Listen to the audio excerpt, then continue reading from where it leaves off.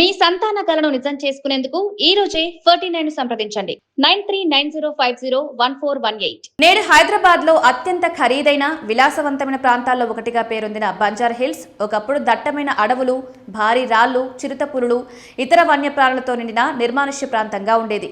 Glass భవనాలు, luxury కార్లు, సినీ ప్రముఖుల నివాసాలకు నిలయంగా మారిన ఈ ప్రాంతం చరిత్ర దాదాపు 2.5 బిలియన్ సంవత్సరాల నాటి ప్రకృతి వారసత్వంతో ముడిపడి ఉంది.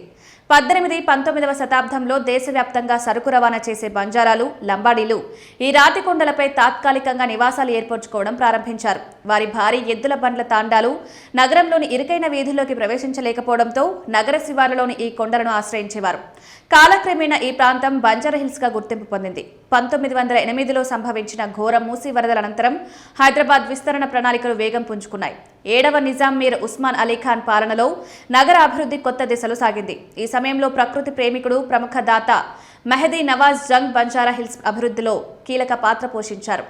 German architect Karl von Malt Heinz సహకారంతో మెహదీ నవాజ్ జంగ్ పురాతన రాళ్లను ధ్వంసం చేయకుండా వాటిటే నిర్మాణంలో భాగంగా ఉపయోగిస్తూ కోహిస్తాన్ అనే ప్రత్యేక నివాసాన్ని నిర్మించారు.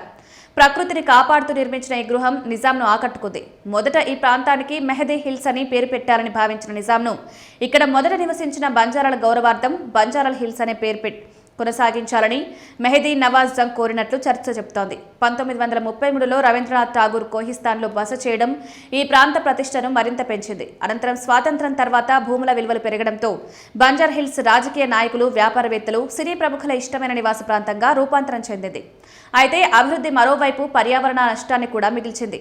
ఒకప్పుడు ఈ ప్రాంతానికి ప్రత్యేక గుర్తింపుగా నిలిచిన పురాతన గ్రానైట్ రాళ్లు, సహజ సిద్ధమైన జలప్రవాహాలు, వన్యప్రాణుల ఆవాసాలు క్రమంగా కనుమరుగయ్యాయి.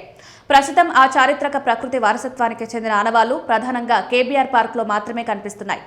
బంజారా హిల్స్ కథ కేవలం ఒక ప్రాంత అభివృద్ధి గాథ మాత్రమే కాదు, ప్రకృతి, చరిత్ర, నాగరికతల మధ్య సమతుల్యత ఎంత ముఖ్యమో గుర్తు చేసే జీవంతమైన ఉదాహరణగా నిలిచింది.